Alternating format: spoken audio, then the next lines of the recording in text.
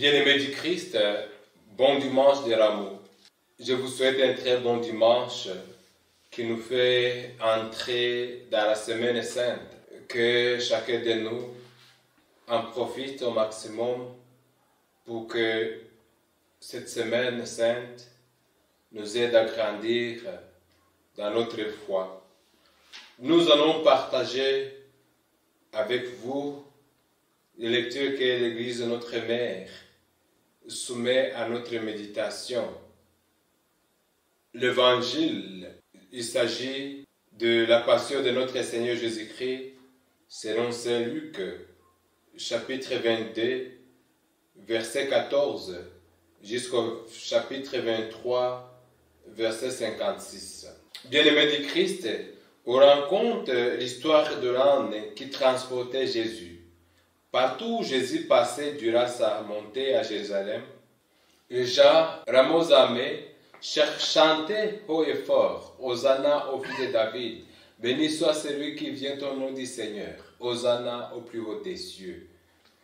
En cours de route, les femmes étendaient le pagne sur le parcours où Jésus passait et dansaient à son passage.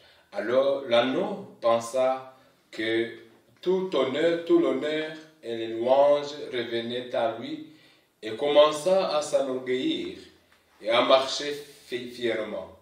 Mais aussitôt Jésus arriva à sa destination, l'agneau devait retourner chez son maître. Il fut surpris de ne pas entendre les cris de gloire, de ne pas voir les pagnes étendues sur son passage, ni les femmes danser. Il fut profondément choqué et confondu. Comme cet agneau, il nous arrive de transporter Jésus dans notre vie et cela attire sur nous les honneurs et les ovations. Mais au lieu de dire, comme Saint Paul, ce n'est pas plus moi qui vis, c'est Jésus qui vit en moi, nous pensons comme cet agneau que tout nous revient en mérite. Si Jésus n'est pas en nous, toute louange des hommes devient une illusion. Et si les hommes nous respectent, s'approchent de nous et nous admirent, c'est parce que Jésus nous habite. Nous n'avons pas à en tirer d'orgueil. À l'instar de Jésus, cela devrait plutôt être une invitation à l'humilité, à la confiance et à l'obéissance. Les lectures que l'Église de Notre Mère soumet à notre méditation à ce dimanche des Rameaux reviennent sur la royauté de Jésus, le Messie. Dans la première lecture, cette royauté s'exprime dans l'attitude du serviteur qui compte sur le secours du Seigneur. Dans la deuxième lecture, cette royauté est désignée par l'abaissement total et la glorification. Et dans l'Évangile, beaucoup de personnages confirment à maintes reprises la royauté de Jésus, un roi pas comme les autres. La première lecture nous montre les caractéristiques et les vertus du serviteur du Seigneur, à l'occurrence Jésus, prototype de serviteur.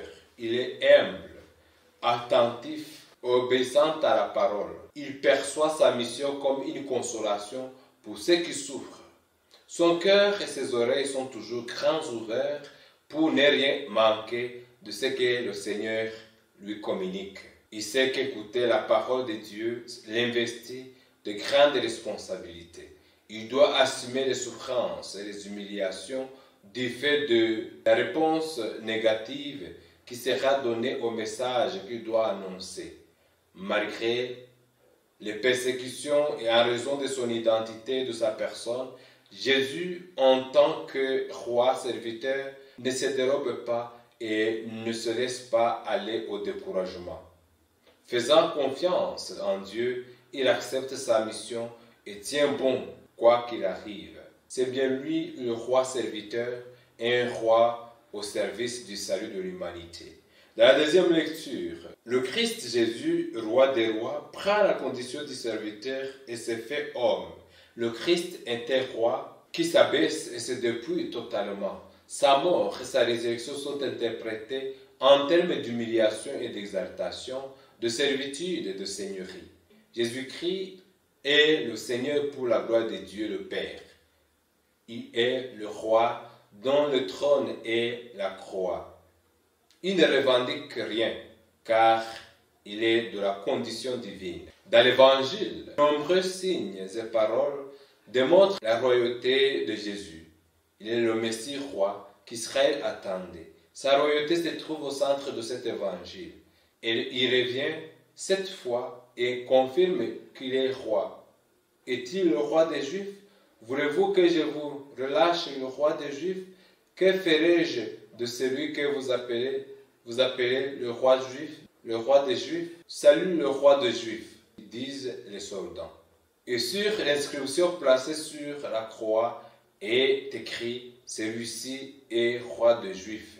Et les grands prêtres disaient, le Christ est roi d'Israël qui descend maintenant sur la croix. Et enfin, l'habit de pourpre qu'on revêtit Jésus était réservé au roi.